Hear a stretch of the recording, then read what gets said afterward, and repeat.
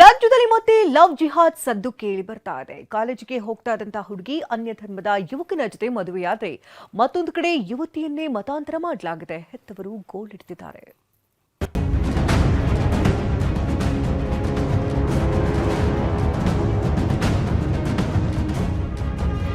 ಕಾಲೇಜಿಗೆ ಹೋಗ್ತಿದ್ದ ಯುವತಿಗೆ ಮುಸ್ಲಿಂ ಹುಡುಗನ ಜೊತೆ ಮದುವೆ.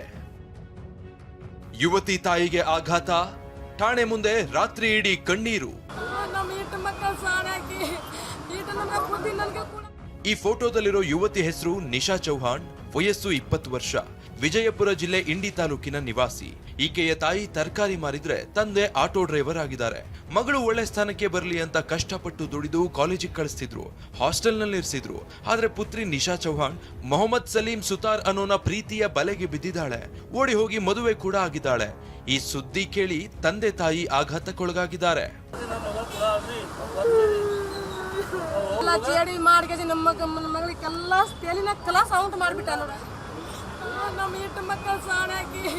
ಫೆಬ್ರವರಿ 4ನೇ ತಾರೀಕು ಮಗಳು ಕಾಣೆಯಾಗಿರೋ ಬಗ್ಗೆ ಪೋಷಕರು ದೂರು ಸಲ್ಲಿಸಿದ್ರು. ಈ ವಿಷಯ ತಿಳಿದ ಪುತ್ರಿ ನಿಶಾ ಚೌಹಾಣ್ ಮೊನ್ನೆ ವಿಜಯಪುರದ ಮಹಿಳಾ ಪೊಲೀಸ್ ಠಾಣೆಗೆ ಬಂದಿದ್ಲು.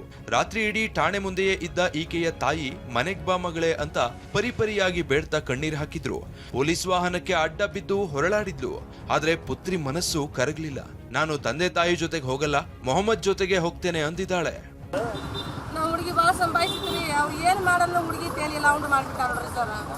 ಅವ್ರ ತಾಯಿ ತಂದೆ ಅವರು ನಮ್ಮ ಧರ್ಮ ಇಲ್ರಿ ಸರ್. ಅವ್ರ ಜಾತಿಗೆಲ್ಲ ನಮ್ಮ ಧರ್ಮ ಇಲ್ರಿ, ನಮ್ಮ ಮಕ್ಕಳಿಗೆ ಕೂಡ ಅದು ಹಿಂಗೆ ಧರ್ಮ ಅದ ಏನ್ರಿ ಸರ್. ಯಾರ್ದು ಒಪ್ಪಿಗೆ ತೊಗೊಂಡು ಮದುವೆ ಮಾಡಿದ್ರು ಹುಡುಗಿಗ್ರಿ ಸರ್. ಇನ್ನೊಂದೆಡೆ ಈ ಪ್ರೇಮ ಪ್ರಕರಣದ ಬಗ್ಗೆ ಹಿಂದೂ ಸಂಘಟನೆಗಳು ಲವ್ ಜಿಹಾದ್ ಆರೋಪ ಮಾಡಿವೆ, ಸೂಕ್ತ ತನಿಖೆಗೆ ಒತ್ತಾಯಿಸಿವೆ. ಬೆಂಗಳೂರಲ್ಲೂ ಮತ್ತೊಂದು ಲವ್ ಜಿಹಾದ್ ಸದ್ದು. ಪ್ರೀತಿ ಹೆಸರಲ್ಲಿ ಹಿಂದೂ ಯುವತಿಯ ಮತಾಂತರ. ಬೆಂಗಳೂರಲ್ಲಿ ಮತ್ತೊಂದು ಲವ್ ಜಿಹಾದ್ ಪ್ರಕರಣ ಸದ್ದು ಮಾಡಿದೆ.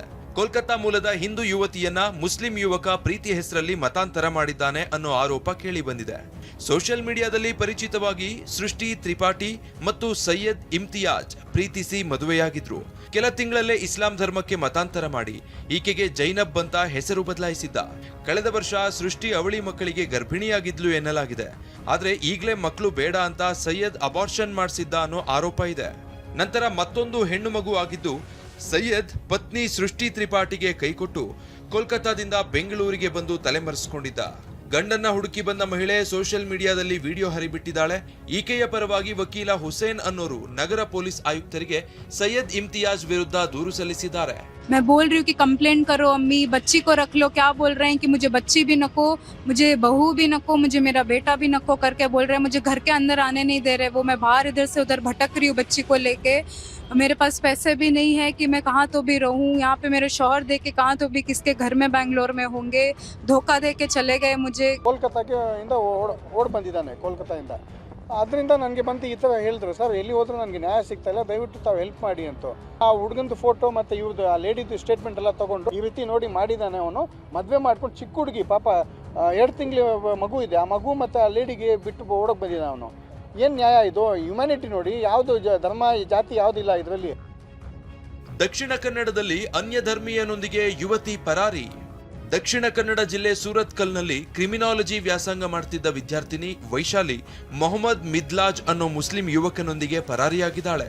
ಕಾಸರಗೋಡು ಆರ್ಡಿ ನಗರ ನಿವಾಸಿಯಾಗಿರೋ ಈಕೆ ಜನವರಿ 31ರಂದು ವಯನಾಡಿನಲ್ಲಿ ಮೊಹಮ್ಮದ್ ಜೊತೆ ರಿಜಿಸ್ಟರ್ ಮ್ಯಾರೇಜ್ ಆಗಿದ್ಲು. ವೈಶಾಲಿಯ ಪೋಷಕರು ಸೂರತ್ಕಲ್ ಠಾಣೆಯಲ್ಲಿ ದೂರು ದಾಖಲಿಸಿದ್ದಾರೆ. ಹುಬ್ಬಳ್ಳಿಯಲ್ಲಿ ನಡೆಯಿತೆ ಲವ್ ಜಿಹಾದ್. ಧಾರವಾಡದಲ್ಲೂ ಪ್ರೇಮ ಪ್ರಕರಣವೊಂದು ಲವ್ ಜಿಹಾದ್ ತಿರುವು ಪಡೆದಿದೆ. ಹುಬ್ಬಳ್ಳಿ ಕೋರ್ಟ್ನಲ್ಲಿ ಕಾಂಟ್ರಾಕ್ಟ್ ಬೇಸಿಸ್ನಲ್ಲಿ ಕೆಲಸ ಮಾಡ್ತಿದ್ದ ಹಿಂದೂ ಯುವತಿಯನ್ನ ಕೋರ್ಟ್ ಅಟೆಂಡರ್ ಆಗಿದ್ದ ಜಾಫರ್ ಮೌಲಾ ಸಾಬ್ ಎಂಬಾತ ಪ್ರೀತಿಸಿ ಮತಾಂತರಕ್ಕೆ ಯತ್ನಿಸಿದ ಆರೋಪ ಕೇಳಿಬಂದಿದೆ. ಯುವತಿ ಜೊತೆಗಿದ್ದ ಖಾಸಗಿ ಫೋಟೋಗಳನ್ನ ವೈರಲ್ ಮಾಡೋದಾಗಿ ಬೆದರಿಸಿ 1.5 ಲಕ್ಷ ಹಣ ಪೀಕಿದ್ದು ದರ್ಗಾಗೆ ಕರೆದೊಯ್ದು ಮತಾಂತರಕ್ಕೆ ಯತ್ನಿಸಿದ ಆರೋಪ ಕೇಳಿಬಂದಿದೆ. ಈತನ ವಿರುದ್ಧ ಯುವತಿಯ ತಾಯಿ ಧಾರವಾಡ ಉಪನಗರ ಠಾಣೆಯಲ್ಲಿ ಪ್ರಕರಣ ದಾಖಲಿಸಿದ್ದಾರೆ. Bureau report, TV9.